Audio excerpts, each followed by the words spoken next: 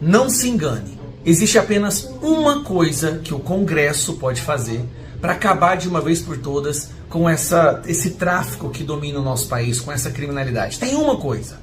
Lula apresentou duas soluções. Uma é a PEC da segurança, a outra é a PEC antifacção. Nenhuma das duas resolve nada. A PEC da segurança centraliza tudo na mão do Lula e do Lewandowski, que andam ao lado do crime organizado. A PEC antifacção, acredite ou não, diminui a pena para faccionado. Tem uma coisa que pode acabar com o crime organizado do Brasil.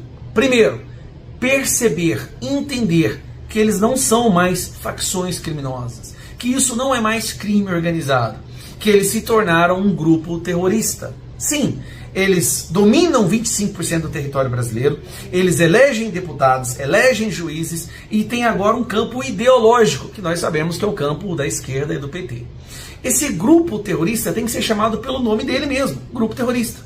Esse é um projeto que nós estamos tentando aprovar aqui no Congresso, um projeto que tem a aprovação da maioria do povo brasileiro, em torno de 72%, mas, obviamente, tem um pessoal aí que está lutando para impedir que isso aconteça.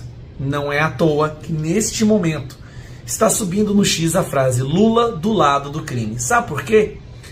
Ministra do Lula, que foi presidente nacional do PT, dando entrevista agora falando que eles são contra considerar as facções criminosas que matam milhares de pessoas por ano no Brasil como um grupo terrorista. A nossa prioridade será em relação à PEC da segurança e o projeto de combate às facções criminosas. Nós somos contra, o governo é terminantemente contra, somos contra esse projeto que equipara as facções criminosas ao terrorismo. O terrorismo tem um objetivo político e ideológico, e o terrorismo, pela legislação internacional, dá guarida para que outros países possam fazer intervenção no nosso país. Nós não concordamos com isso.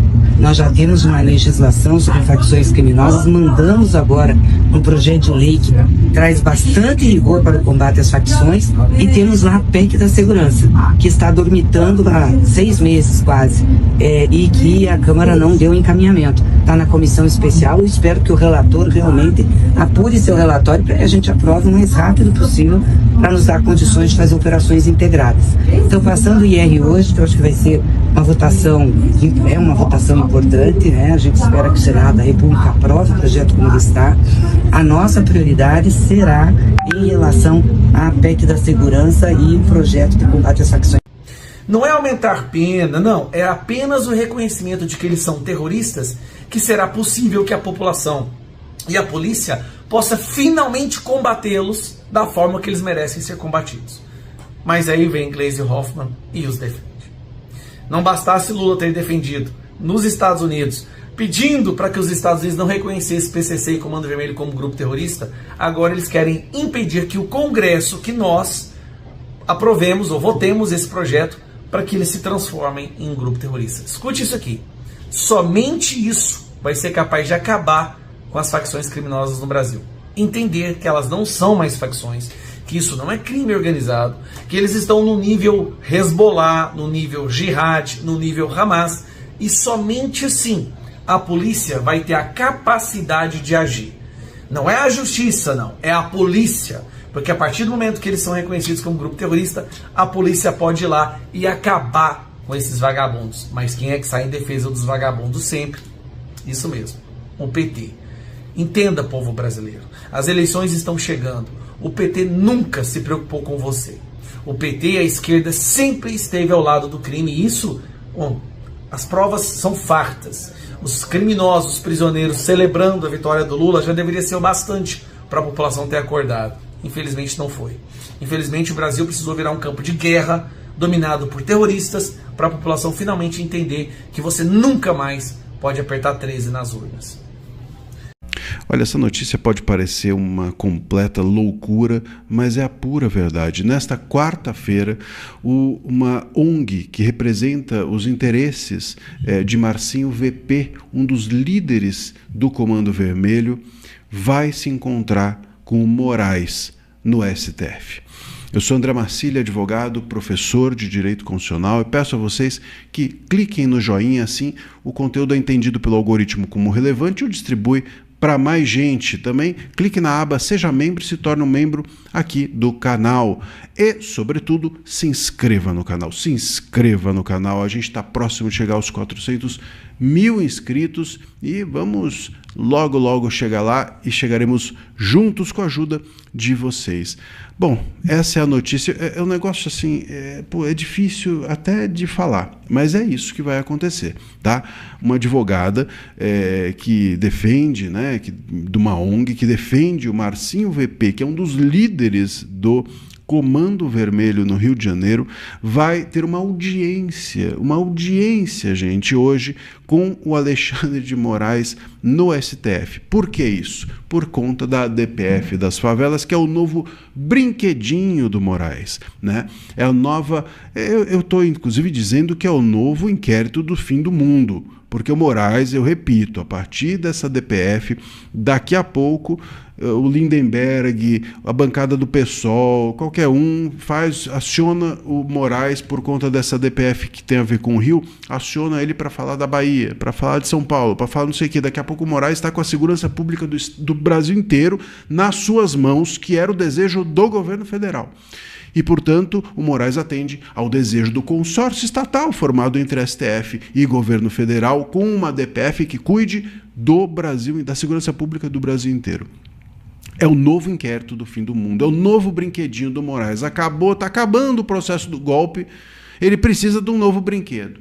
E agora arranjou esse. Bom, o ponto é que agora, essa advogada que representa a ONG chamada Anjos da Liberdade, vai se reunir com o Moraes para falar sobre a possível tortura que policiais teriam supostamente cometido no curso da operação, da mega operação que foi feita no Rio de Janeiro nos últimos dias, no Complexo da Penha e no Complexo do Alemão.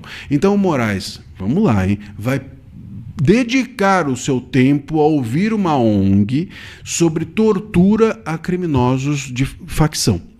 Mas agora vamos fazer um recorte aqui, ó. Vamos fazer um recorte e vamos nos lembrar que há uma denúncia, por exemplo, de que o Felipe Martins tenha sido torturado dentro do presídio. O que o Moraes fez? Nada. Mandou o presídio se manifestar e boca que usa. Nunca mais ouvimos falar disso. Temos óbvia notícia, e todos sabemos que temos a notícia, de que o Clezão foi morto dentro da prisão por negligência no cuidado a ele. Isso não é tortura? Isso não é violação aos direitos humanos? O que o Moraes fez? Nada. Mandou investigar em sigilo, inclusive, o caso, e até agora a gente, pelo menos, não tem uma solução conhecida para isso, né? Temos, e diversos outros, os advogados dos réus do dia 8 denunciam diversos outros casos de tortura. Temos, inclusive, o Eduardo Bolsonaro, que provavelmente será condenado nos próximos dias por ir aos Estados Unidos denunciar justamente as violações a direitos humanos cometidas aqui dentro do Brasil pela Suprema Corte, inclusive pelo ministro Moraes. E aí a gente recorta aqui e volta para o caso. E, no entanto, o ministro Moraes se senta com uma ONG que está dizendo que houve tortura por parte da polícia aos faccionados na operação. Veja só, tortura não é aceitável, seja a quem for, tá? Em primeiro lugar, só para deixar claro. Agora, se você, Moraes, vai sentar com um, tem que sentar com outro. E se vai sentar com um dos dois, poxa, assim, sério que você escolhe sentar com uma ONG que defende os direitos dos faccionados e não com ONGs que defende o direito dos réus do dia 8? Sério mesmo? Parece que é sério. Então, assim, o Brasil está de ponta cabeça. O Brasil é aquele mapa do IBGE virado de ponta cabeça, infelizmente, e uma das pessoas que virou esse mapa mundi de ponta cabeça foi o Moraes, e tem sido cada vez mais, e tem sido frequentemente. É uma vergonha do ponto de vista legal, é uma vergonha do ponto de vista moral que o Moraes ou não se sente com ninguém, ou se sente com todo mundo, né? E ao não fazê-lo, ao escolher sentar-se com um e com outro, e esse um com quem ele se senta representa faccionados e não réus do dia 8, é uma vergonha. É uma vergonha do ponto de vista moral, ético, legal, judicial, humano. Então os réus do dia 8 estão aí ao relento, O Eduardo Bolsonaro, que está denunciando tudo isso, está para ser condenado pelas denúncias como um traidor da pátria ao fazer essas denúncias, com a loucura completa, e o Moraes sentando para conversar sobre direitos humanos dos faccionados. Olha, é de doer eu não vou nem dizer o quê. Bom, depois da óbvia repercussão que houve na mídia inteira a respeito da reunião, da lamentável notícia da reunião do ministro Moraes com a ONG representante de interesses de faccionados, o próprio ministro Moraes disse que, segundo ele, aspas, não seria adequado que essa reunião houvesse, que essa ONG estivesse presente na reunião, e com isso excluiu a possibilidade da participação dela. Caiu a reunião, né? Agora, é lamentável pela possibilidade de que isso tivesse acontecido, e é lamentável, sobretudo, porque o ministro Moraes, sinceramente, se não tivesse tido a repercussão que teve em toda a mídia, ele não teria, não tenho a menor dúvida, ele não teria desmarcado. Ele desmarcou não pela existência de representantes de faccionados nessa reunião, ele desmarcou porque todos nós repercutimos o fato e pegou muito mal. O Cláudio Castro quer que o governo americano invada o Brasil? Gente, meu nome é Enio Viterbo, eu sou advogado, historiador, e pelo amor de Deus, gente, vamos parar de replicar todas as acusações que os deputados de esquerda fazem contra os políticos da oposição. Eu vou mostrar para vocês como esse discurso contra o Cláudio Castro é simplesmente uma narrativa que a esquerda criou contra o governador pela alta popularidade que ele teve depois da mega operação que ele fez lá no Rio de Janeiro. Vamos ver o que está acontecendo. O governador Cláudio Castro entregou um relatório aos americanos pedindo parcerias com instituições norte-americanas, né, e dizendo para que os Estados Unidos apliquem sanções econômicas contra os traficantes brasileiros, né? Tá aqui. Cláudio Castro pede que Estados Unidos apliquem ao CV sanções econômicas, né? Mas vamos ver o que ele pediu especificamente.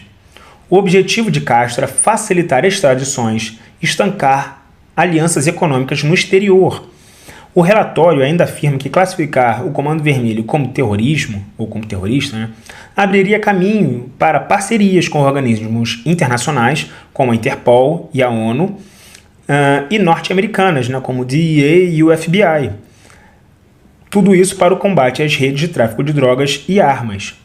Gente, simplesmente a esquerda pegou esse tipo de iniciativa e transformou isso não numa tentativa do governador de aumentar, de melhorar a segurança pública, né, de tentar firmar parcerias com instituições estrangeiras para tentar acabar com o tráfico de drogas. Não.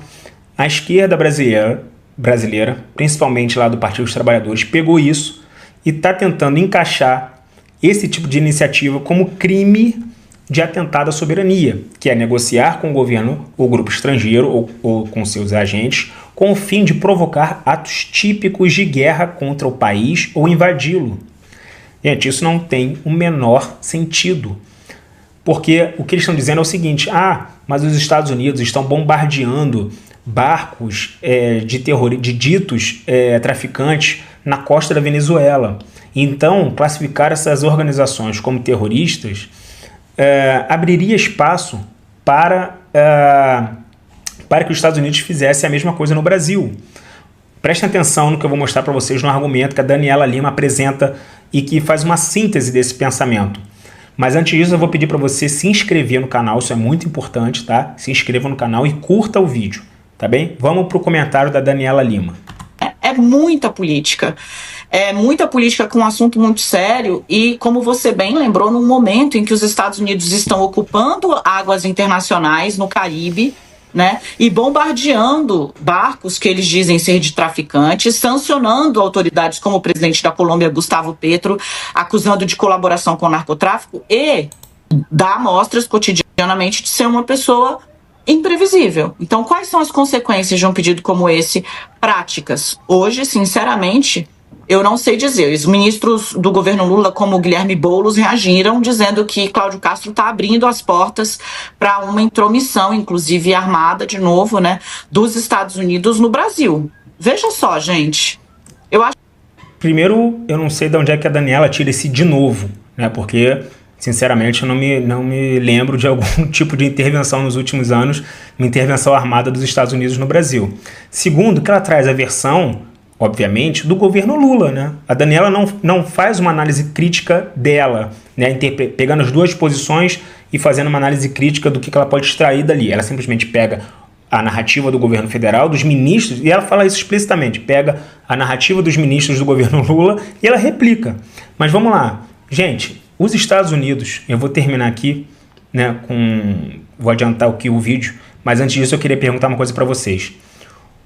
É dito por esses militantes, né, e por esses jornalistas que compactuam com a visão do governo, é dito o seguinte: essa iniciativa do governador Cláudio Castro, né, essa iniciativa, vamos dizer assim, jurídica, do governador e de políticos da oposição, de tentar aprovar uma lei para equiparar essas organizações criminosas a organizações terroristas, isso equivale a abrir as portas para que os Estados Unidos façam algum tipo de intervenção no Brasil. Tá? Por causa de uma lei norte-americana que dá poderes ao governo americano para que ele invada, invada militarmente lá os países que ele entende que dão abrigo aos terroristas, né? Vamos lá, vamos adiantar para vocês entenderem. A real é essa. Qual é a consequência prática se o pedido dele é acatado? Qual é a consequência prática? É só a colaboração, a troca de informações? Isso já existem canais institucionais para fazer. A consequência prática pode ser dar vazão a uma tentativa ou uma ameaça de intromissão dos Estados Unidos no Brasil. Carla, assim... Gente, pelo amor de Deus, isso é achar que o Cláudio Castro está entregando um papelzinho lá pro governo americano dizendo invada o Brasil. A grande verdade é que a Daniela Lima e os amigos da imprensa dela não leram o pedido, não leram o relatório que o governador Cláudio Castro entregou para os Estados Unidos e estão partindo desse pressuposto, né, contra a oposição, de que isso é um crime, um atentado à soberania do país, etc. e tal, quando na verdade o que o Cláudio Castro é justamente fortalecer esse tipo de parceria. E aí eu vou perguntar para vocês, o governo dos Estados Unidos precisa de algum tipo de papel de autorização do governador estadual, local de qualquer país do mundo para ele invadir esse país? Vocês já viram isso? Ele precisar de algum tipo de autorização, algum tipo de papelzinho de algum país para ele fazer esse tipo de intervenção militar? Gente, os Estados Unidos, para quem não sabe, invadiu o Panamá lá em 1989 e tirou o líder do governo local, prendeu o cara e levou para os Estados Unidos para cumprir pena por tráfico de drogas. Depois ele foi condenado, levou o cara preso e ele foi condenado lá nos Estados Unidos por tráfico de drogas. Então não tem esse papelzinho, essa autorização. Não é o Cláudio Castro entregando eu autorizo lá pro Donald Trump.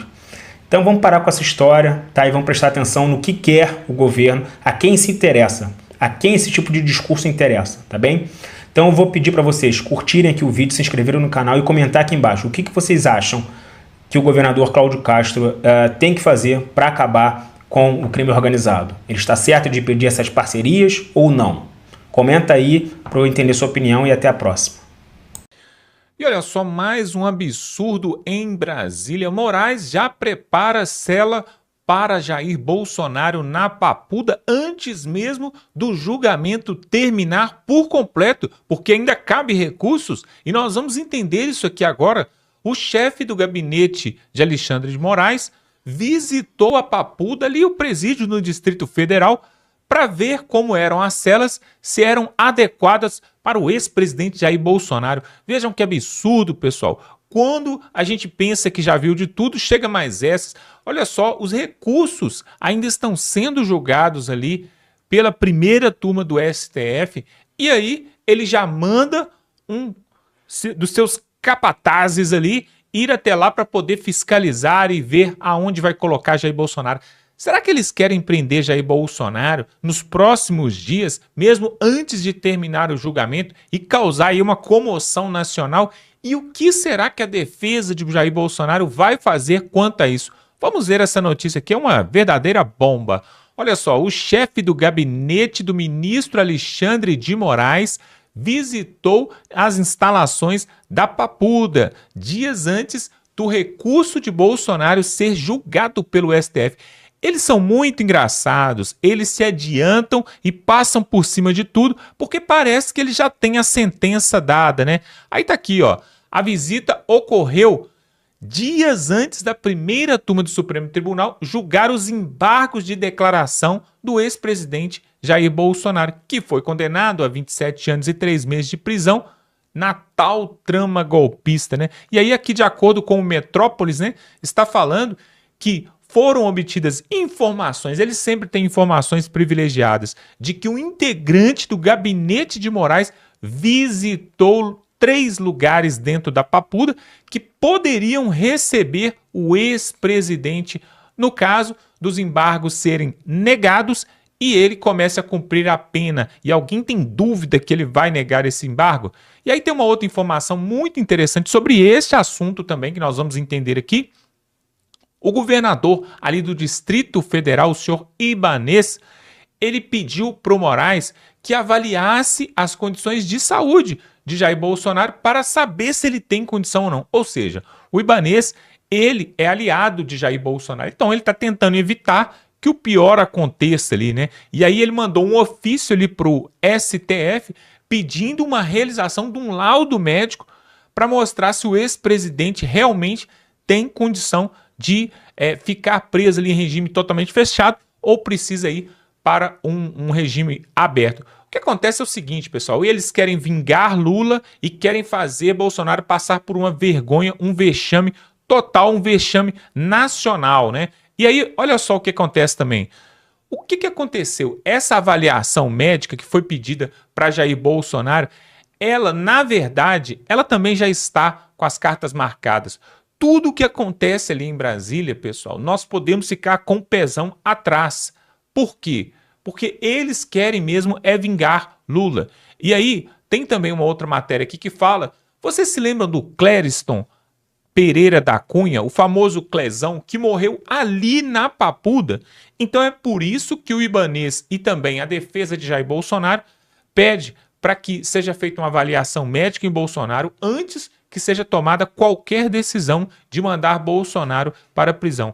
A bomba política acaba de explodir. O presidente Donald Trump teria enviado uma mensagem de apoio ao BOP, exaltando a coragem dos policiais brasileiros e criticando a ditadura judicial que tenta calar os patriotas. O gesto repercutiu como um tapa na cara do sistema, deixando Moraes e o STF em total constrangimento diante da opinião pública mundial. Enquanto a esquerda tenta desesperadamente controlar os danos, a base patriota vibra nas redes. É o mundo reconhecendo o que a mídia tenta esconder. O Brasil vive sob censura e perseguição, mas a resistência cresce a cada dia. Essa reviravolta é mais do que simbólica. É um recado direto de que a verdade não será silenciada. Espalhe essa notícia, comente, compartilhe e marque quem precisa saber que a guerra pela liberdade atravessou fronteiras.